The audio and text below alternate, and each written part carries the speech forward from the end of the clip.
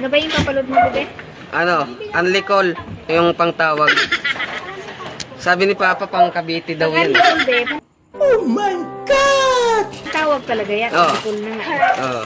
TM yan, pangtawag. Pangtawag ng Cavite yan eh. Ayaw mo bang pangtawag sa probinsya? Hindi, sa Cavite lang, sa ano. Sa Cavite lang talaga gusto mo? Oh, doon sa ano eh, Paliparan. Paliparan to. Baka lumipad din yung load mo. Kasi minsan naloko ako doon sa Las Piñas, hindi niya pinasok. Yung malayo daw. Huh? Ano? Yung malayo. Ang laki pa ng palod ko nun, 100. Ang hiningi sa akin, 115. 888 584. Sinulat niya sa cellphone, tapos sinulat ko Nakakatuwa dyan. ka talaga, no? Hindi. 0916. Hindi, nagtatanong kasi ako para mamaya maloko ako eh. Kasi naloko na ako sa Las Piñas. Don't worry, hindi ako manluloko. Pag sa akin, safe.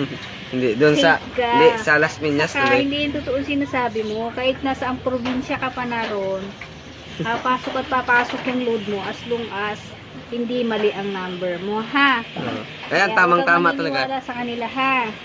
Ba't yung nakaraan, 100 ng load ko sa Las Piñas, di pumasok? Oh, baka mali yung number mo, boy. O, sila ang nagmali. 09. Unlicol ano yan? Unlicon TM. TM yung ano niya, smart. Huh? Ano na? 20. Sim, smart. TM yung ano niya, yung loob niya. 20 lang. Oo. Magkano ang 20 ba?